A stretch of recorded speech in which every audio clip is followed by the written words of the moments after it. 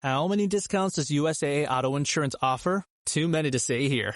Multi-vehicle discount, safe driver discount, new vehicle discount, storage discount, legacy. How many discounts will you stack up? Tap the banner or visit USAA.com/auto discounts. Restrictions apply. Excuse me! Taxi! This is the 77 WABC minicast. We have John Solomon with us, right? Is he on? Yep, John Solomon, and we always have breaking news with John Solomon. Let's have the breaking news. Breaking news, WABC. And John, what do you got today? Well, in just a few minutes, the United States House of Representatives is going to vote on a landmark piece of election integrity legislation. It's called the Save America Act. It combines two prior ideas that already passed the House but never got through the Senate. You need to have a proof of citizenship when you register. You need to have a voter ID when you vote.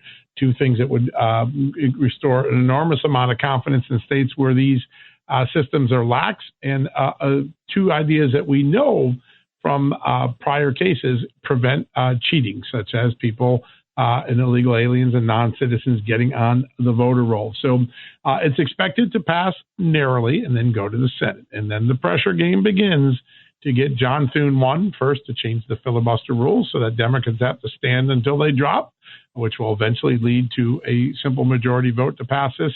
And then, of course, for the Republican faithful to rally around this.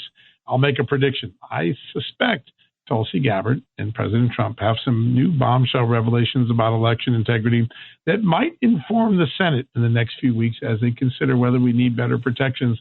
I think there's some eerie and pretty uncomfortable things that we now know about interference in our elections that could become public soon. So I have to ask you the $64 million question, John Solomon. No, so, it's at least $1 billion. Oh, right, $1 billion. That's especially now in New York lately, it might be trillion, right? So, John, what about you talked about the filibuster? Do you honestly think that's going to happen? I mean, there's a lot of debate on whether it should or shouldn't happen. Yeah. I think John Thune will bend on this. He's starting to send buying signs. Now, he might not do it for all filibusters, but he may do it for this particular piece of legislation. I think it would be good because I don't think our founding fathers, the Clays and the Calhouns and all those who argued in the great halls of Congress and some of the great debates of American history will love a lazy filibuster. If you're not willing to stand on your feet and make your case, sitting down and just saying, I'm threatening a filibuster, okay, we won't do anything, that's not what our great founding fathers and the great orators of our Congresses past would intend it. And so I think there's going to be, on the 250th anniversary of American independence, a lot of pressure, a lot of symbolic and political pressure. Donald Trump will be putting that blowtorch to some derrieres. I think they'll get John Thune to agree to that change. Then the question is, can John Thune get to 51 votes? We already lost one Republican. Lisa Murkowski doesn't seem to think voter ID is important. But what comes next? Why doesn't she think it's important? Well, let's remember, she doesn't explain it. From Alaska. Yeah. But remember, they already have, as you know, ranked choice voting in Alaska. They already have a system in Alaska that makes people very uncomfortable. So, and she's worried about her own election. That's why. That's exactly right. Right. Yeah, no, absolutely. She tends to. I mean, you see a couple of them that tend to, but still, voter ID seems pretty basic. Rudy Washington. Well, when you talk about the filibuster, John, are you talking about just a one-off or permanently? Because I know the president was in the camp of getting rid of the filibuster because he's convinced when the Democrats get control again, that's what they're going to do.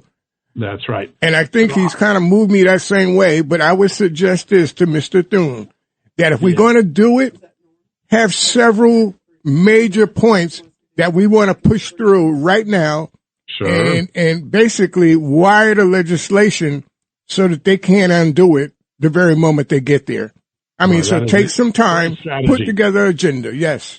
Yeah. Say that for these 10 bills, which are important to the American agenda, the things that the Americans voted for in 2024 that the Senate hasn't done yet, put them all on there, immigration reform, get them done. I think that could win. And here's an important thing. And I think President Trump, he's a bottom line sort of guy. Here's what he's betting. The second voter ID and citizenship checks are in, some of the rigmaroles that Democrats count on to pull out elections days after it's over go away. And so there you won't have to worry about Democrats being in control in 27 or 28 because one of their great leverages is. That's what he thinks. I'm going to put two other things on the radar that we're not thinking about. Donald Trump said he wants to nationalize election security. I don't think he's going to have to. I think the United States Supreme Court is going to rule in 2 cases in the next couple of months. The first is a Mississippi case that says you don't count election votes after election day. That means absentee ballots have to be in and counted by midnight on election day, because the Constitution only refers to election day, not an election trimester like some states have now. And then in the second vote will be the gerrymandering of these Democratic districts. It was pretty clear from the arguments in that Louisiana case that the majority of the justices don't believe race can be used to do that. If racial gerrymandered districts go away, Republicans pick up about 14 to 16 districts that currently are artificially made Democrat. By the way, the Virginia and California reapportionments, Virginia did theirs today, those would be challenged because they clearly used race. Republicans pick up a bunch of seats, and then you can't be counting votes after Election Day. So if you get citizenship check, voter ID, no racially gerrymandered districts, and no account voting for 2 weeks after Election Day, Donald Trump gets his entire nationalized agenda without having to do anything more. That's why I think even a one-time exemption to the lazy filibuster could potentially be a big win for Trump Republicans and those who care about election integrity. John Solomon, we have to take a break. Thank you so much for keeping the American people so informed. Great to be with you guys. Love the show. Thank you.